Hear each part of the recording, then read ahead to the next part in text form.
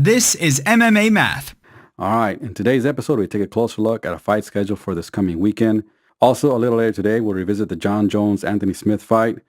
We'll talk about what was revealed, what was not, and if John Jones is beatable. This card includes fighters like Jorge Masvidal, Gunnar Nelson, Volkan Ozdemir, Darren Till, and Joe Duffy. However, there's only one fight that puts two of these fighters together for the main event. So what say you? Darren Till versus Jorge Masvidal. That's going to be a good fight. I'm looking forward to it. It's going to be an exciting fight for the fans, I think. This will be the first fight for Darren Till since getting stopped by Woolley back in September. So it will be interesting to see if he has awakened from that submission or if it's still on his mind. For Jorge, this will be the first appearance in the cage in almost a year and a half. We last saw him in November of 2017 when he ended up on the wrong side of a decision with Stephen Thompson. So I don't know what's worse, Joe. Coming off a championship attempt where you got stopped or coming off a long layoff like Jorge. Anyway, for this one, the writing's on the wall.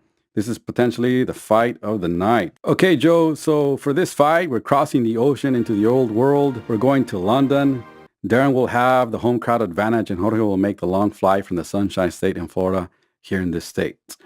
So let's begin with the former title challenger, Darren Till. Was he ready for that title shot, Joe? Was that the case of too much too soon? Did that loss to Willie stop his momentum? Did it set him back? What kind of mindset is he coming into this fight with? Yeah, I don't think the title shot was too soon. Obviously, he was on a good streak, undefeated, had a lot of hype around him. I think he just ran in, stylistically, that was a bad matchup for him, Woodley. A good wrestler that could take him down and strong on top. And he got caught with the punch, it's what happens. And it's kind of hard to defend a submission when you're kind of out of it. So, but going into this fight, yeah, it could give him more motivation, I would say, coming off that loss.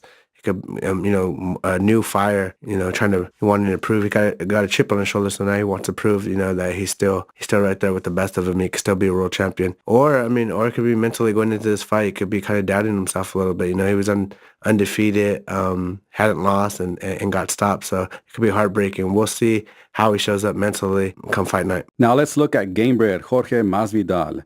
With a record of 32-13, he's a true veteran of the sport. Unfortunately, he hasn't been in the cage in 14 months, and his last two fights were losses.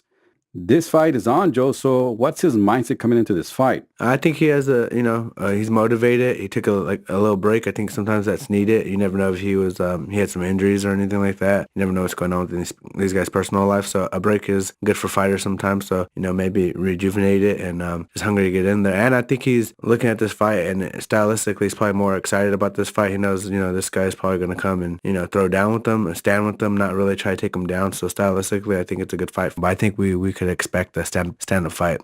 I see 5 rounds on the feet and into a war. It'd be, it would suit him best. So hopefully we see one.